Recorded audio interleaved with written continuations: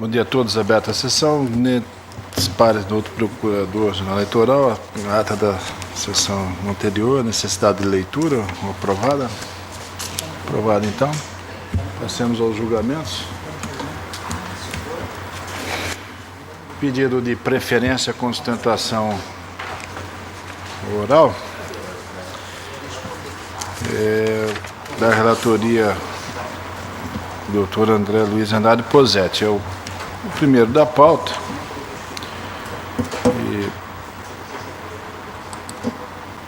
É o processo 4135, um recurso eleitoral em ação de investigação judicial. Recorrente ao Ministério Público Eleitoral, recorrido Mauro Mendes Ferreira.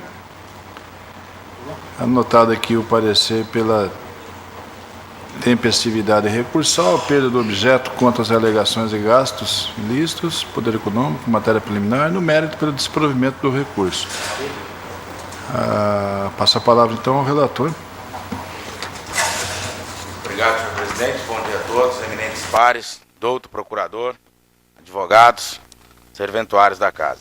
Cuida-se de recurso eleitoral interposto pelo Ministério Público Eleitoral em face da decisão proferida pelo juízo da 51ª Zona Eleitoral, que julgou pela improcedência da ação de investigação judicial eleitoral, promovida pela coligação Dante Martins de Oliveira, em desfavor de Mauro Mendes Ferreira. Em razões recursais, aduz que as provas constantes nos autos não foram valoradas como deveriam e que são suficientes para que seja o recorrido condenado. Alega ainda que o material distribuído pelo recorrido configura propaganda irregular e que as notas fiscais referentes à sua confecção, na quantia de R$ 12.125, comprovam o abuso do poder econômico. Pugna ao final pelo provimento do recurso para que seja reformada a sentença, declarando assim a inelegibilidade do recorrido pelo prazo de 3 anos. Em contrarrazões, o recorrido sustenta preliminarmente pela intempestividade do recurso e no mérito pelo improvimento do mesmo, a fim de que seja mantida a sentença prolatada pelo juízo ACOR. Instada a se manifestar, a douta Procuradoria Regional Eleitoral opina pela tempestividade e no mérito pelo desprovimento do recurso interposto. É o sucinto relatório, senhor presidente. O recurso é ministerial, ouço o doutor procurador inicialmente. Me ratifico. Bom dia a todos os doutores membros, ao doutor advogado, aos servidores da Justiça, a todos que nos acompanham. Eu mantenho o parecer, tendo em vista que, no caso, ficou comprovado que as camisetas eram destinadas à própria equipe do candidato. Houve comprovação de que as pessoas que as utilizariam realmente estavam a serviço da campanha. E as demais considerações que constam no parecer quanto à tempestividade, quanto à perda de parte do objeto, por já haver decorrido mais de 3 anos após a eleição. Em suma, a fundamentação que já consta do parecer. Palavra. Mover pelo texto para sustentação.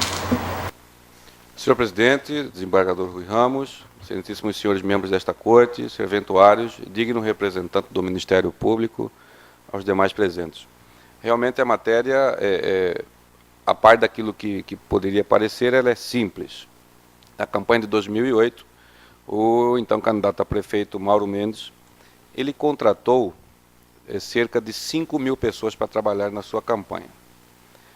Os contratos, inclusive, todos estão na prestação de contas. Dessas 5.000 pessoas, cerca de 2.000 pessoas eram para trabalhar nas ruas, ou acompanhando o candidato nos arrastões, ou distribuindo propaganda eleitoral aos eleitores, panfletos, santinhos, enfim. Essas 1.000 e poucas pessoas que foram contratadas para as ruas, no início da campanha, eu repito, no início da campanha, não na véspera do pleito, receberam cada uma 2 camisetas para servir de uniforme de trabalho. O primeiro objetivo, para que essas pessoas fossem identificadas nas ruas como cabos eleitorais. Por quê? É comum eu trago essa informação a Vossas Excelências, nas campanhas, as pessoas abordarem os candidatos, os coordenadores de campanha, dizendo, olha, eu trabalho na campanha e preciso de almoço, eu trabalho na campanha e preciso de transporte, de passe de ônibus, eu trabalho na campanha e preciso levar água. Então, o primeiro objetivo, identificar os que trabalhavam na campanha. E essas pessoas ganharam 2 camisetas por motivos óbvios, porque uma camiseta, ainda mais no clima de Cuiabá, trabalhando nas ruas, no mês de agosto, setembro, uma camiseta só não é suficiente. Muito bem. O Ministério Público, na época, na verdade, quem ingressou com essa ação foi a coligação adversária do candidato Wilson Santos, dizendo o seguinte, as camisetas foram entregues aos eleitores. E nós, na instrução processual, na instância de piso, demonstramos que as camisetas foram entregues aos cabos eleitorais contratados. A prova foi feita, inclusive a primeira prova que o Mauro Mendes juntou nos autos foi a nota fiscal, mostrando que foi despesa de campanha mesmo. Não tergiversou nem sobre isso. E nós conseguimos demonstrar cabalmente isso na primeira instância, e aquela tese defendida pela coligação adversária, de que teria sido entregue a eleitor, eles não conseguiram sequer encostar nos indícios, não conseguiram fazer sequer uma prova, até porque não havia. A sentença foi julgada, então, favorável à nossa tese e a ação julgada improcedente. A sentença foi nesse sentido. O Ministério Público recorreu.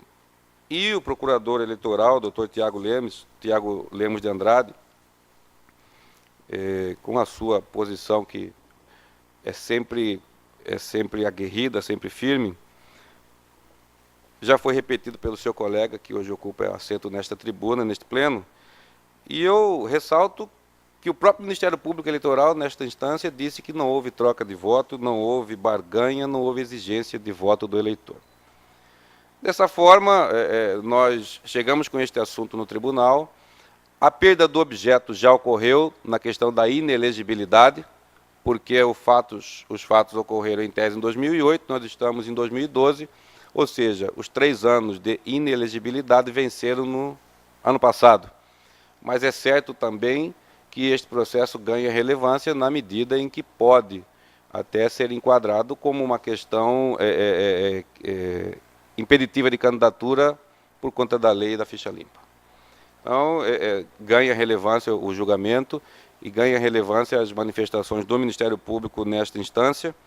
E eu encerro argumentando isso. O ponto central deste processo, diferente até do que considerou alguns setores da nossa imprensa, que parecia e era análogo a outros processos já julgados por esta corte, envolvendo distribuição de camisetas para eleitores. Eu sempre tomei o cuidado, doutor Sebastião, de não dar opinião em processo que eu não atuo. Eu sempre tive essa cautela, doutor André. Mas, como fizeram essa comparação, eu tenho que dizer que naqueles outros processos houve entrega para eleitor, segundo o tribunal, houve distribuição na véspera do pleito, o que aqui não ocorreu, e eu sou obrigado a fazer essa comparação. Aqui não houve benefício nenhum, vantagem, oferecimento de brinde a eleitor, mas tão somente aos cabos eleitorais. E vou mais longe. Há quem diga que a simples oferta da camiseta já é um benefício, apesar de trabalhar na campanha. Eu reconheço, respeito essa tese, mas dela discordo com o motivo e o argumento muito simples. Quem trabalha em campanha eleitoral já recebe um salário. Já recebe um salário. Se o candidato quisesse aumentar a sua simpatia, entre aspas, para essas pessoas, não entregaria a camiseta. Bastava, ao invés de pagar um salário, pagar 2, pagar 3. Então, também esse argumento de que o cabo eleitoral é eleitor e vota e pode se sentir compelido a votar naquele candidato por causa das camisetas, eu acho que essa tese é uma tese que não pode prosperar, porque ela atenta contra a prática e contra a coerência, contra a própria lógica. Porque bastaria, como eu disse, aumentar o salário, que em tese estaria sendo alcançado esse objetivo. Isso não foi feito, tanto que as camisetas poderiam também ser entregues aos 5.000 cabos eleitorais contratados. Mas não foi. Foi entregue tão somente aqueles 1.000 e poucos que trabalhavam nas ruas. Então, nós mantemos o entendimento reforçando a sentença de primeira instância, que foi muito bem embasada, coadunando com o parecer do Ministério Público Eleitoral que atua neste tribunal, rogando a esta Corte que mantenha a sentença de piso, julgando improcedente a ação e absolvendo o recorrido dessas acusações. Eu agradeço, presidente. Muito obrigado. A palavra está no outro relator.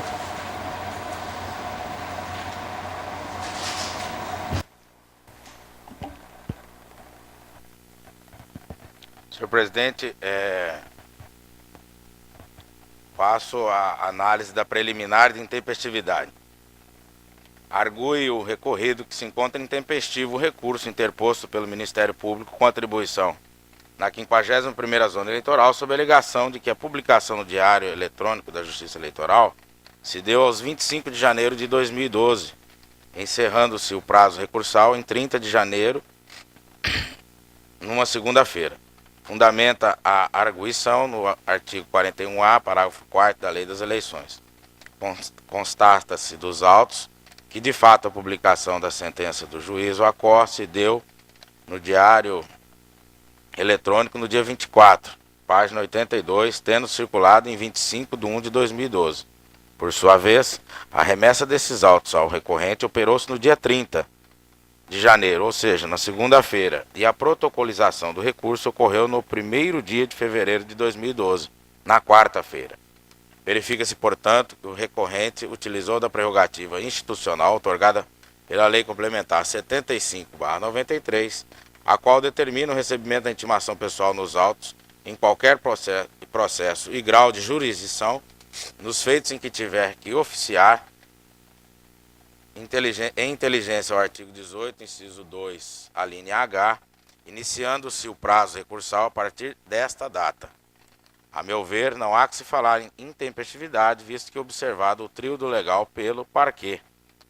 Colaciono aqui farta jurisprudência nesse sentido, e com essas considerações tenho que o recurso fora protocolizado tempestivamente, razão pela qual estou afastando a preliminar arguída pelo recorrido. Como voto, senhor? Doutor Francisco Ferreira Meseto, como voto a preliminar? De acordo, presidente. Desembargador Gerson Paes, como voto, Vossa Excelência? Preliminar. Acompanho o relator. Senhor Sebastião Rodomeda, como De voto acordo, preliminar? Doutor Pedro Francisco da Silva, como voto? Acompanho o relator. A unanimidade, a preliminar está afastada com sorte e voto de Vossa Excelência. Doutor Posetti, com a palavra. Obrigado, senhor presidente. Então enfrentaremos o mérito. Estando presentes os pressupostos processuais, eu conheço do presente recurso. Necessário se faz umas breves considerações antes de se entrar propriamente no mérito. O feito teve início com a representação por captação e gasto ilícito de recursos com pedido liminar initio litis, ajuizada no decorrer do processo eleitoral de 2008, pela então coligação Dante Martins de Oliveira, em desfavor de Mauro Mendes Ferreira, candidato a prefeito do município de Cuiabá pela coligação Compromisso com Cuiabá. Alegava a exordial que o ora recorrido estaria fazendo distribuição, confecção e utilização indevida e ilícita de camisetas e bonés aos seus eleitores, produtos vedados pela legislação eleitoral. Constava dos pedidos a concessão de liminar com determinação de busca e apreensão de todas as camisetas e bonés na sede da coligação representada e no mérito a cassação do registro da candidatura do recorrido e a declaração de sua inelegibilidade pelo período de 3 anos subsequentes. O juízo da 51ª Zona Eleitoral exarou sentença de folhas 277 a 287, reconhecendo que houve abuso de poder econômico, captação ilícita de sufrágio e gasto ilícito de recursos com a confecção, distribuição e utilização indevida de camisetas e bonés pelos eleitores cabos eleitorais do candidato representado. Interposto recurso inominado pelo então demandado Mauro Mendes, este tribunal, ao concluir o seu julgamento, acolheu a preliminar de nulidade da decisão por cerceamento de defesa nos termos do voto do relator, à época Dr. Alexandre Elias Filho. Com o retorno dos autos ao juízo Acor, a instrução fora efetivada obedecendo todos os trâmites processuais, dando origem à sentença ora objurgada, prolatada em 17 de janeiro de 2012. Na referida decisão, aquele juízo indeferiu a ação de investigação judicial eleitoral proposta em desfavor do ora recorrido, diante da inexistência de comprovação convincente de propaganda eleitoral irregular. E considerou que, aspas, em momento algum restou demonstrado nos autos que a distribuição de camisetas e bonés teve como alvo o eleitor, pois pelas amostras das fotos acostadas nos autos foram direcionadas aos cabos eleitorais contratados. Fecha aspas. O Ministério Público Eleitoral de Piso insurge-se, pois, contra essa decisão, requerendo a reforma da sentença com a declaração da inelegibilidade do recorrido por 3 anos, à luz do artigo 22, inciso 14 da Lei Complementar 64/90, e por violação aos artigos 39, parágrafo 6º, 30A, parágrafo 1º e 2º e 41A, todos da Lei 9.504, e artigo 12, parágrafo 4º da Resolução 22.718. Eis o contexto fático. Analisando o feito e tudo que traz em seu bojo, ainda que considerasse ter restado demonstrada a prática de infrações apontadas na representação, quais sejam gastos ilícitos de recursos, captação ilícita de sufrágio e abuso de poder econômico, tenho que não produziram os efeitos desejados. Se não vejamos. 1. Os fatos são relativos às eleições de 2008. 2. O candidato Mauro Mendes, o ora recorrido, não se elegeu prefeito de Cuiabá. 3. A sentença vem datada de janeiro de 2012 e o recurso protocolizado em 1º de fevereiro de 2012, sob a égide da Lei Complementar 64/90, em sua redação original. Diante desse quadro, conforme restou muito bem evidenciado no parecer da douta Procuradoria Regional Eleitoral, caso restasse devidamente comprovada a prática de condutas apontadas, necessário se faz reconhecer a perda do interesse recursal em razão da perda do objeto pela impossibilidade de se aplicar as sanções cabíveis. A conduta relativa aos gastos ilícitos de recursos, por exemplo, tem como sanção a negação do diploma ou cassação, se houver outorgado. No caso, resta prejudicado, pois não há que se falar em negação e muito menos em cassação do diploma de quem não se elegeu. Quanto ao abuso do poder econômico, opera-se também a perda do objeto, no que se refere à inelegibilidade do demandado, visto que, à luz do artigo 22 da Lei Complementar 64/90, em seu inciso 14, redação original, o lapso temporal da aplicação dessa sanção teria início nas eleições de 2008 e se estenderia nos 3 anos subsequentes ao pleito no qual teria ocorrido a suposta conduta, o qual se expirou em 2011. Torna-se impossível a aplicação das sanções previstas e as imputações de gastos ilícitos de recursos e abuso de poder econômico por perda de objeto. No tocante à captação ilícita de sufrágio, tendo em vista que para esta subsiste a pena de aplicação de multa, é imprescindível que se avance no mérito dessa questão. A esse respeito, verifico que não subsiste nos autos provas contundentes de sua prática, à luz do que prevê o artigo 41A. Depreende-se das fotos digitais colacionadas às folhas 26 e 28 que várias pessoas usavam camisetas e bonés do candidato, ora recorrido, estando em pequenos grupos em vias públicas, portando bandeirolas com inscrição do nome deste e de seus correligionários, que configuram tipicamente, a meu ver, propaganda eleitoral realizada nas ruas por meio de cabos eleitorais. Não se pode daí concluir que o recorrido estivesse fazendo doação de tais objetos a fim de comprar votos. Ademais, a configuração da combatida captação, imprescindível a existência de prova robusta do ato, conforme entendimento pacificado pela jurisprudência pátria. Portanto, também a sanção pecuniária resta prejudicada, haja vista a inexistência da comprovação substancial da conduta que autorizaria a sua aplicação. Com essas considerações, em consonância com o judicioso parecer ministerial, eu estou conhecendo do recurso e negando-lhe provimento para manter intacta a sentença prolatada pelo juízo da 51ª Zona Eleitoral. É como estou votando, senhor presidente. Doutor Francisco Alexandre Ferreira Mendes Neto, como voto? Senhor presidente, ouvindo aí com atenção o voto do presidente primeiro, doutor relator, doutor André Posetti, constata-se que o membro destrinchou muito bem as provas trazidas aos autos. Principalmente no que diz respeito às razões e contra-razões recursais. Por conta disso, não há como deixar de me filiar ao seu entendimento quanto ao acerto da respeitável sentença de primeiro grau, que não deu acolhida à investigação judicial face à inexistência de comprovação convincente de propaganda eleitoral irregular. De se ver que a principal discussão das razões recursais é se o material distribuído pelo recorrido, camisetas e bonés, foi apenas aos seus cabos eleitorais ou, na verdade, teve a intenção de fazer uso dos mesmos com propaganda eleitoral irregular.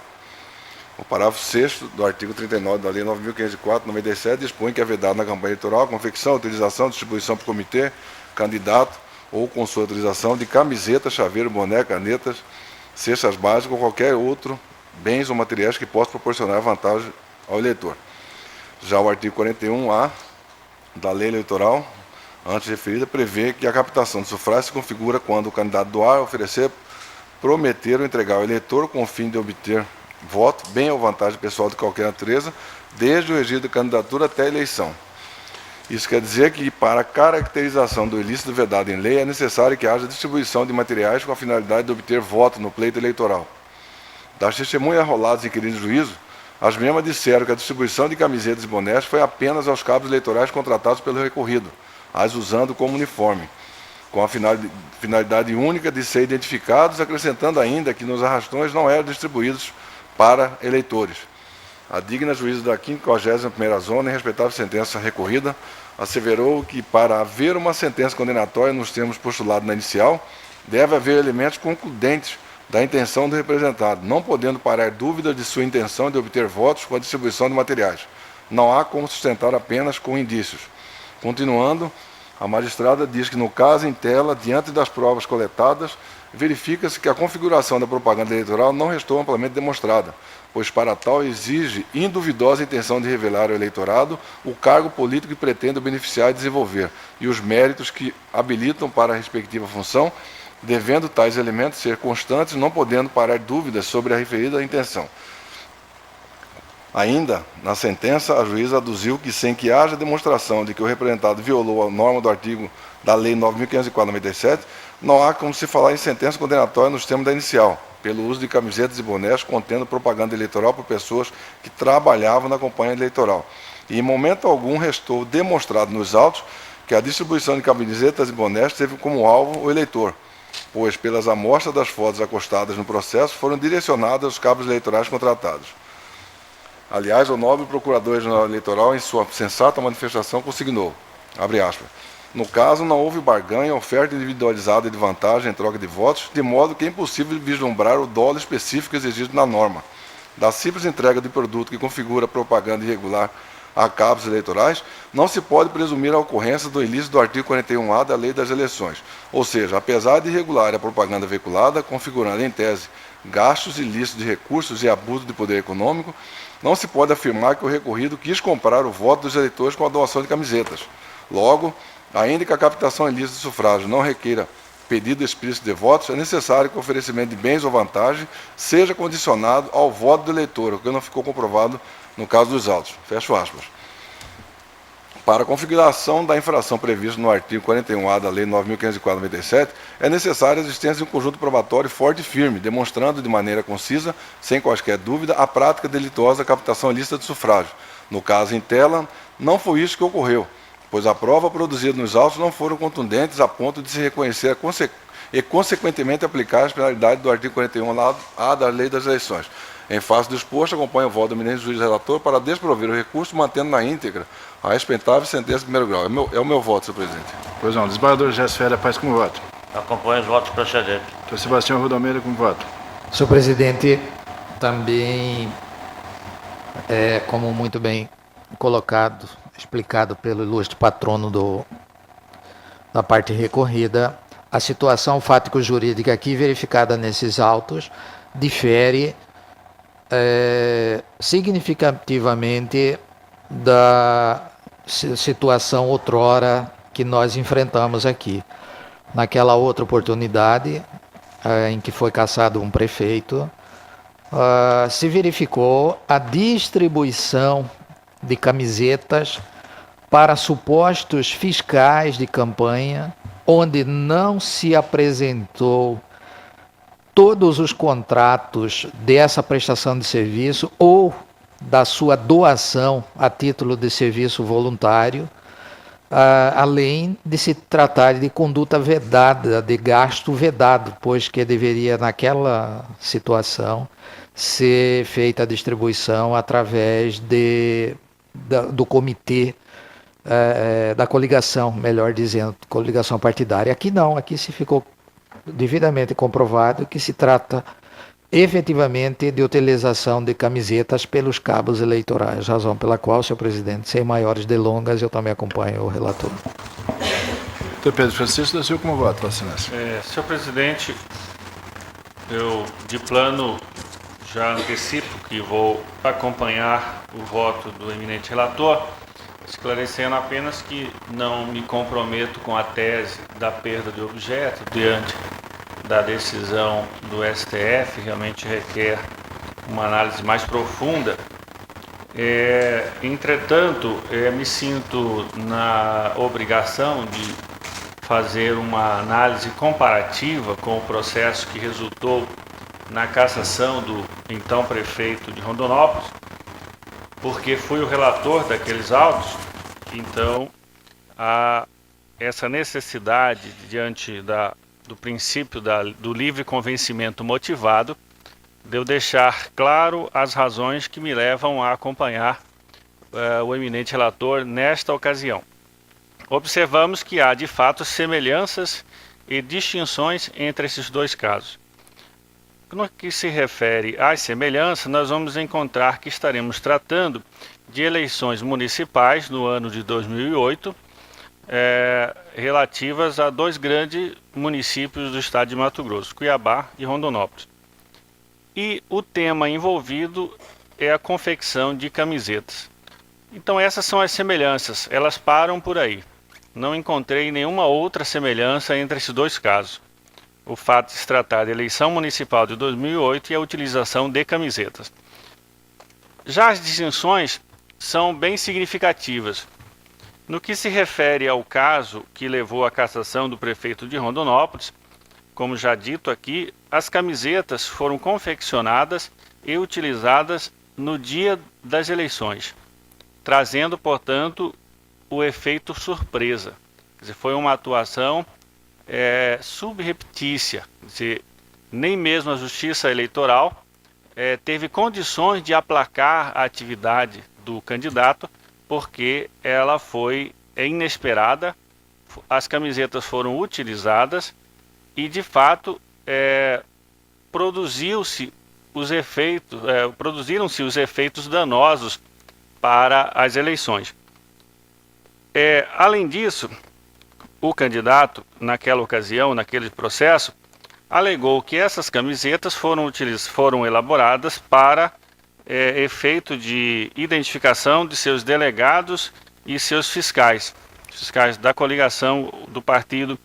Mas essa alegação, naqueles autos, não se revelaram verossímeis, porque não havia nenhuma correlação entre a quantidade de camiseta e a quantidade permitida de fiscais e delegados. Portanto, a alegação de que as camisetas foram utilizadas para a sua equipe de trabalho, sejam fiscais no caso, não se revelaram verdadeiras, verossímeis. Portanto, esses são os elementos fundamentais daquele caso que levou à cassação do prefeito de Rondonópolis. No caso que estamos a analisar, que também se refere à utilização de camisetas, essas camisetas e esses bonés foram utilizados durante a campanha eleitoral, não no dia das eleições.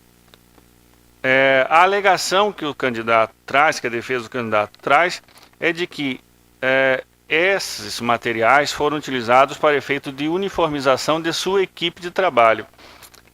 Essa alegação aqui é verossímil, porque de fato nós encontramos a contratação de pessoas para trabalharem na sua campanha com uma perfeita correlação entre a quantidade de camiseta utilizada e a quantidade de cabos eleitorais contratados e devidamente comprovados na prestação de contas.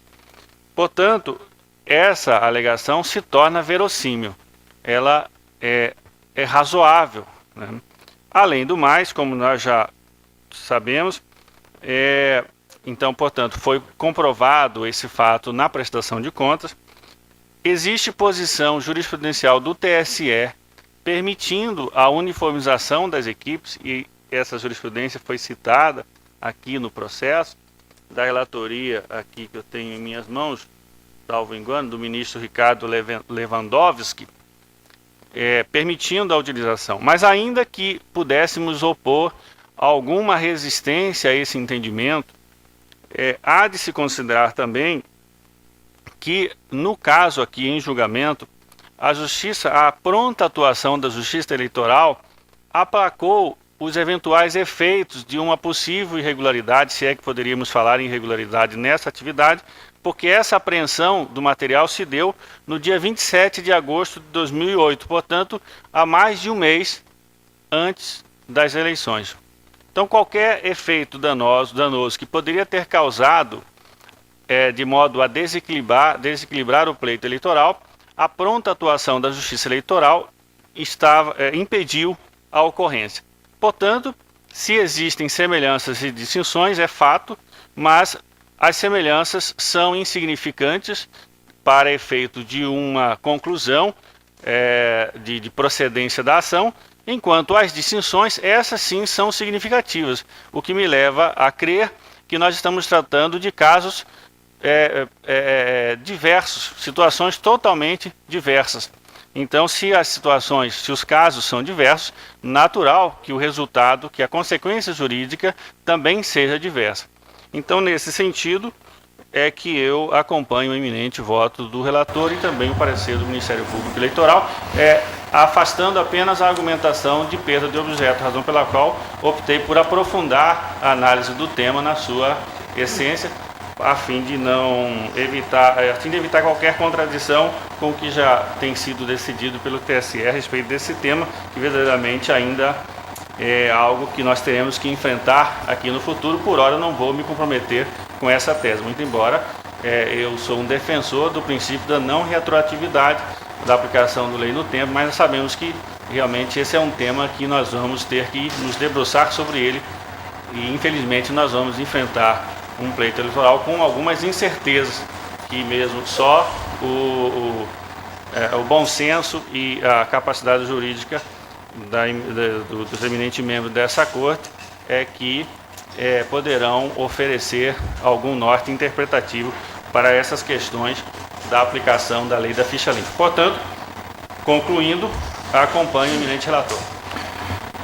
Então, o julgamento está concluído. O tribunal, por unanimidade, rejeitou a preliminar e desproveu o recurso interposto pelo Ministério Público Eleitoral nos termos do voto do relator. A decisão está em consonância com o parecer. O número 2 continua adiado a pedido do relator, que é o processo 779. O número 3 da pauta da relatoria do excelentíssimo senhor Dr. Pedro Francisco da Silva, o processo 16279, recurso eleitoral, filiação partidária, duplicidade e sexta zona eleitoral. Recorrente ao Ministério Público Eleitoral, recorrido Carlos Alberto dos Santos.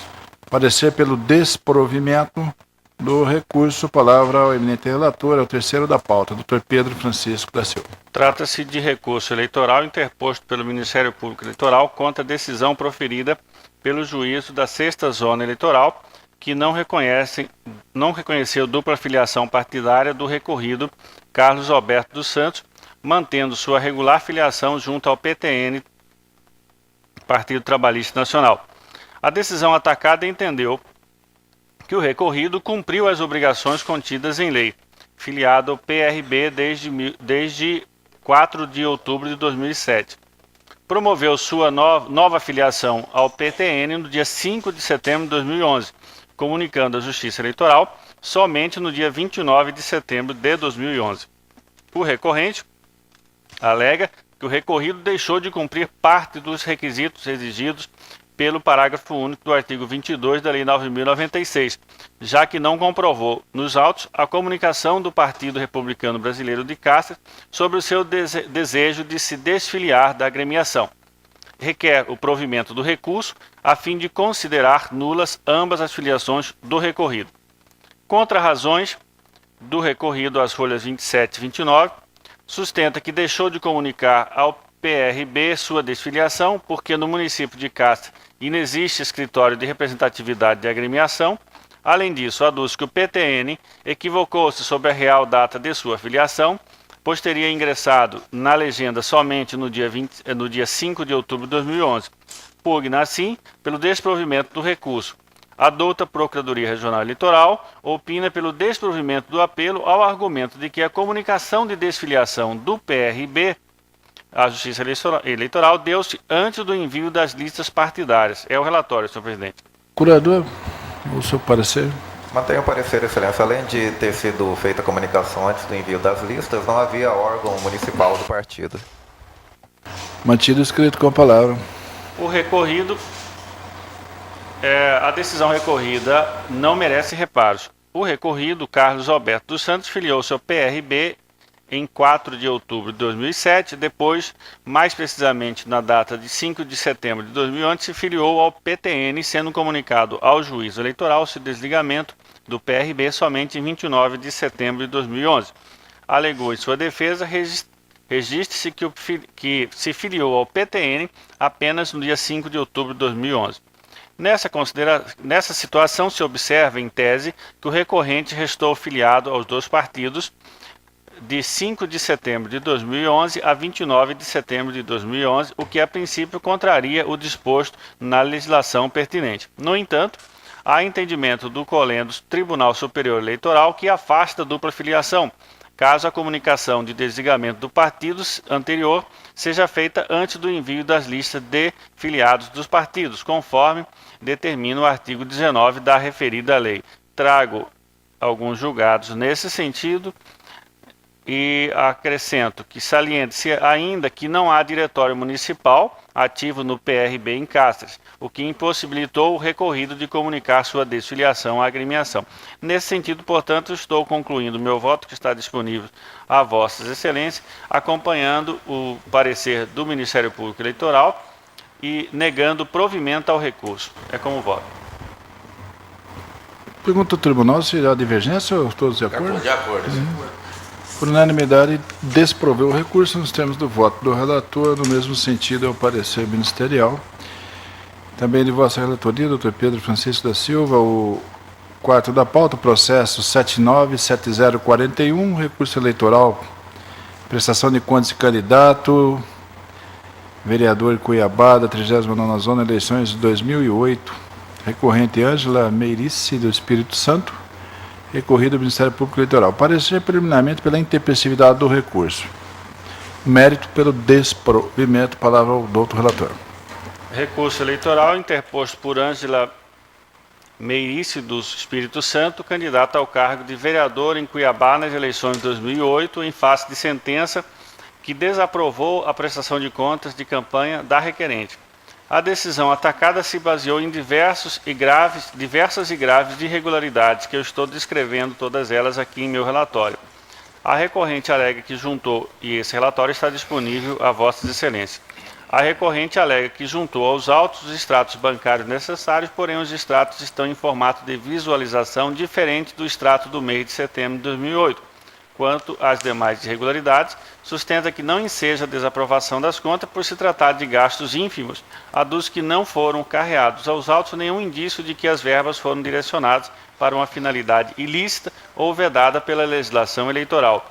Pugna a recorrente, assim, o provimento do recurso para reformar a decisão guerreada e aprovar as contas de campanha, ainda que com ressalvas. O ilustre representante do Ministério Público Eleitoral na zona eleitoral, opina pelo não conhecimento do apelo, dada a sua intempestividade. Parecer da douta Procuradoria Regional Eleitoral, também pelo não conhecimento do recurso diante de sua flagrante intempestividade. No mérito, manifesta pelo desprovimento do recurso eleitoral. É o relatório. Doutor Procurador. Mantenho o parecer, além das falhas na documentação, nos extratos bancários que mostram inconsistência e na falta de recibos, mas antes disso, não é nem necessário chegar a esse ponto, porque o recurso foi apresentado 23 dias após o recebimento dos autos pela Defensoria. Então ele é claramente intempestivo. Mantido, palavra do outro relator. Eu estou disponibilizando aqui o voto na preliminar e é exatamente no sentido do parecer do Ministério Público Eleitoral, tendo em vista que o recurso foi apresentado fora do prazo, razão pela qual eu estou acolhendo a preliminar e não conhecendo do presente recurso. Como o voto fica à disposição para algum esclarecimento. Intempestividade, né? Intempestividade. Tribunal, divergência? De acordo. Unanimidade, não conheceu do recurso, faça a sua intempestividade. Decisão em consonância com o parecer. Desembargador Gerson Ferreira Paes, o quinto da pauta da relatoria de Vossa Excelência. 14.398, recurso eleitoral, filiação partidária, recorrente ao Ministério Público Eleitoral, recorrido ao Diretório Municipal do Partido Democracia, o PSDB de Nova Nazaré, e também o Diretório do PT de Nova Nazaré. O parecer pelo provimento do recurso para reformar a sentença, consequentemente declara dupla filiação da recorrida e nulidade das respectivas inscrições partidárias para todos os efeitos. Recorrida também a André Alexandre da Silva, né? Palavra então, eminente relator. Prazo plenário, cuide dos autos de recurso eleitoral interposto pelo Ministério Público contra a decisão proferida pelo juiz eleitoral da 30ª Zona, que determinou o cancelamento da filiação da recorrida André Alexandre da Silva ao Partido da Social Democracia Brasileira, PSDB, mantendo irregular sua filiação ao Partido dos Trabalhadores, PT. Em suas razões, sustenta o resignado que a jurisprudência do TSE, que flexibiliza o prazo disposto no artigo 22, parágrafo 1 da Lei 9.096/95, é contra a lei, devendo ser absolutamente rechaçada. Alega ainda que a aceitação desse entendimento tem como consequência a admissão de situações absurdas do ponto de vista jurídico e ético, possibilitando ao eleitor permanecer em duplicidade até por 5 meses e 29 dias. Devidamente intimados, os recorridos mantiveram-se inércios, conforme certidão do recurso de prazo encartado às folhas 61. Instada a se manifestar, a douta Procuradoria Regional Eleitoral opinou pelo provimento do recurso com manutenção da sentença combatida, que declarou caracterizada a dupla militância por entender que a comunicação de desfiliação não ocorreu antes do prazo prescrito no artigo 19 da Lei 9.096/95. O relator. Doutor parecer? Mantenha o parecer, excelência. Mantido escrito com a palavra. Prazo plenário, os fatos narrados e as provas juntadas aos autos demonstram que a recorrida encontrava-se filiada ao PSDB desde 25 de setembro de 2000 e que na data de 30 de 3 de 2011 filiou-se ao PT, sem contudo desvincular-se da primeira agremiação partidária. Verifica-se ainda que a recorrida solicitou pouco tempo depois, na data de 11 de 4 de 2011, a sua desfiliação ao PSDB, comunicando-a nesse mesmo dia à Justiça Eleitoral. O juiz eleitoral originário, adotando a jurisprudência já consolidada no Tribunal Superior Eleitoral e perfilhada também por esta Corte, considerou não caracterizada a dupla militância, entendendo que as comunicações foram entregues à Justiça Eleitoral antes do prazo de envio das listas de filiados, assinalado no artigo 19 do mesmo diploma legal, o que motivou a interposição do recurso pelo Ministério Público Eleitoral. Ab início é de se afastar a alegação do recorrente de que o fundamento da jurisprudência do Tribunal Superior Eleitoral quanto ao prazo de comunicação de desfiliação nega vigência ao artigo 22, parágrafo 1 da Lei 9.096/95, e com ainda mais veemência que sua admissão chancela situações absurdas do ponto de vista jurídico e ético. É certo que a interpretação extensiva e flexível do citado dispositivo legal, nascida na Corte Superior Eleitoral, atende ao seu propósito essencial, isto é, o de prevenir a promiscuidade e infidelidade partidárias, sem contudo aniquilar o princípio da autonomia dos partidos políticos consagrado pelo artigo 17, parágrafo 1º da Constituição Federal. Logo, permite-se que o filiado comunique a desfiliação ao partido político e à Justiça Eleitoral até o envio das listas que trata o artigo 19 da Lei 9.096/95, de modo a afastar o formalismo rigoroso e desmedido, antes vigente, que exigia que essa obrigação fosse fatalmente cumprida até o dia imediato ao da nova filiação. No caso concreto, a recorrida comunicou sua desfiliação ao PSDB na data de 11 de 4 de 2011, quando já em curso o prazo estipulado no citado artigo 19 para a remessa das listas de filiados à Justiça Eleitoral, o qual fora deflagrado no dia 10 de 4 de 2011 e exauriu-se em 16 de 4 de 2011. Desse modo, Tem-se que a questão ventilada no presente recurso está exigido do Tribunal um posicionamento ainda mais exato quanto ao termo final da entrega das comunicações à Justiça Eleitoral. Isso porque as situações até então enfrentadas pela Corte a conduziram a afirmar tão somente que as comunicações deveriam ser protocolizadas antes das listas a que se refere o artigo 19 da Lei 9.096/95, sem, contudo, consignar se há possibilidade de serem admitidas as que forem entregues no curso do prazo disposto nesse mesmo artigo. Em resumo, há que se definir se as comunicações de desfiliações poderão ser entregues até o dia imediatamente anterior ao início do prazo de entrega das listas, isto é, até o final da primeira semana de abril e outubro, ou, diferentemente, se até o termo desse mesmo prazo, qual seja o último dia da segunda semana dos meses mencionados.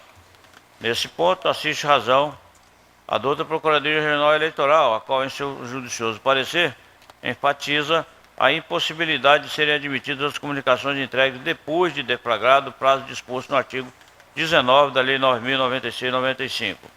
E se ressaltar que a flexibilização do parágrafo único do artigo 22 da Lei dos Partidos não subtrai o controle da Justiça Eleitoral quanto ao cumprimento do princípio constitucional da fidelidade partidária, mas apenas mitiga o rigorismo imposto pela exiguidade do prazo ali prescrito em prestígio ao princípio da autonomia partidária. Portanto, devem se manter preservados os instrumentos de que dispõe a Justiça Eleitoral para superintender as situações de irregularidade, as quais certamente seriam encurtadas caso fosse aceita a tese de que mesmo no curso do prazo disposto no artigo 19 da Lei 9.096/95, as comunicações protocolizadas elidiriam a caracterização de filiações simultâneas. Ademais, a própria agremiação partidária, a qual se dirige a comunicação de desfiliação, deve poder contar com prazo razoável para registrá-la na lista que deverá ser encaminhada à Justiça Eleitoral. Fosse admitida a entrega das comunicações aos partidos até o final do prazo de entrega das listas, essa prerrogativa poderia ser usurpada do partido primitivo, embaraçando-lhe o cumprimento do dever disposto no artigo 19 da referida lei. Enfim, com o intuito de preservar o controle das situações de duplicidades, de filiações partidárias e ainda garantir ao partido primitivo tempo razoável para proceder à anotação da desfiliação que lhe fora comunicada, é que se entende que o prazo final para a entrega das comunicações de desfiliações à grei partidária e à Justiça Eleitoral coincide com o último dia útil da primeira semana dos meses de abril e de outubro. Com efeito, tendo recorrido o comunicado de sua desfiliação ao PSDB somente na data de 11/4/2011, isto é, no primeiro dia útil da segunda semana do mês de abril, há que se reconhecer que incidiu em dupla militância, em nada lhe socorrendo a reiterada jurisprudência deste tribunal e também do TSE. Pelo exposto, em consonância com o parecer ministerial, dá-se provimento ao recurso para reformar a sentença, declarando nulas filiações de André Alexandre da Silva ao PT e ao PSDB de Nova Nazaré, Mato Grosso, como voto. Doutor Sebastião Arruda Almeida, como vota Vossa Excelência? Doutor Pedro Francisco da Silva, como Acompanho o vota? relator. Doutor André Posetti, como vota? Estou de acordo também, senhor. Doutor Francisco Alexandre Mendes, como vota? Com o relator, presidente. Então, provendo o recurso, né? Dando provimento ao O Tribunal, por unanimidade, proveu o recurso. Nos termos do voto do relator, a decisão está em consonância com o parecer.